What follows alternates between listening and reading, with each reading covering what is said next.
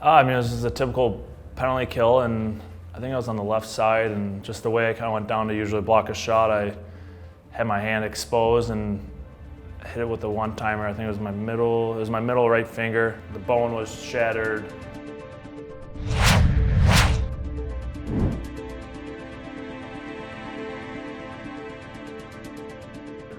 And my finger was basically facing completely left when it should be facing straight, obviously. But the pain wasn't that bad till I kind of got back in the dressing room. They had to pop it back into place, and that's kind of when you're looking, you're like, oh, I don't know how this one's gonna work out. All right, we're here at Dr. Qandah's office, and I'm joined by Dr. Qandah and Dylan Blujus, and we're taking a look at his finger injury. Doctor, can you just explain what we're looking at? He ended up having the fracture, and if you can zoom in here and take a look, you see this more intermediate fracture right here in the phalange of his right middle finger here.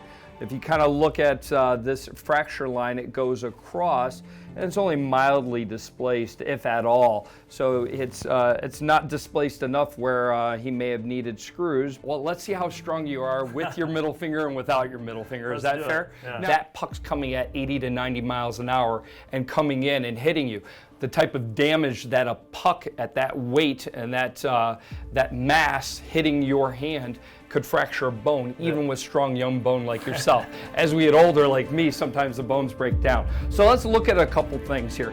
I want you to go ahead, and you have some pretty strong hands, I'm sure, but this is something you're used to squeezing, right? Yeah. So why don't you give that a squeeze and show me how it is with full strength. All right. Okay, very good. Not too difficult for you, right? I did a lot of these when I was recovering. Good. And then on this side, give it a squeeze. And your dominant hand is your right hand. So that's your main hand, right? Yep. So do you feel any difference between the two sides? I think what becomes important is just let's start looking at a couple things. When you hold your fingers like this, hold your fingers like that, and hold the fingers on that side, I'm going to pull on here and see how strong your grip is with just those fingers. Is that fair? Yep. So you're able to hold me with both of those. Hold me over. Yeah. Let's see what happens when you take out your middle finger over on the left side first. Now, you're not a dominant left hand, so let's see if you take that out.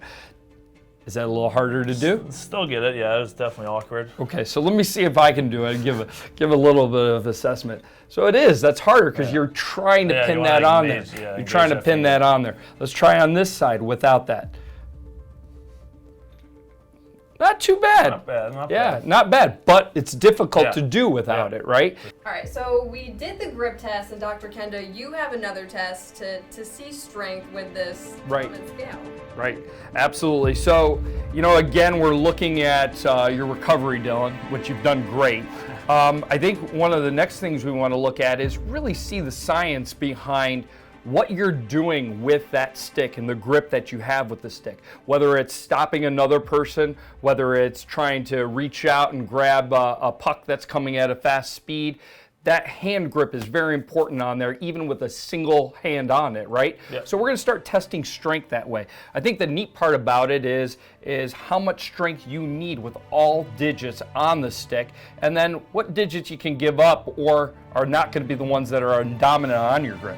So let's start with the left side first. That's the non-injured side that has healed up.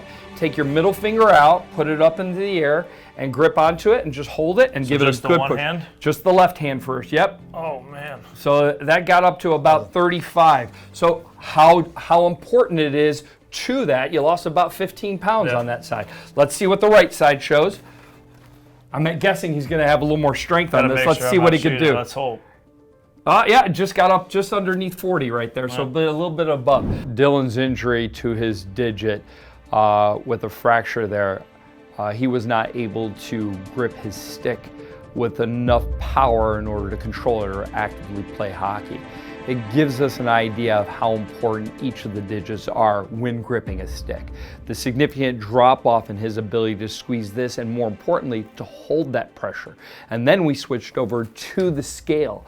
The scale, we had a significant drop off when we did that as well, so he was not able to sustain the amount of pressure it is to control a stick, whether that be shooting a puck with the stick or even engaging in other activities, including defense, which Dylan does so well. But important again is going back to the fact that that digit and each digit that we have, but particularly that middle digit, gives him a lot of strength on that stick and his grip and control. So who knew for Dylan Blujus, in order to play hockey, you really need this?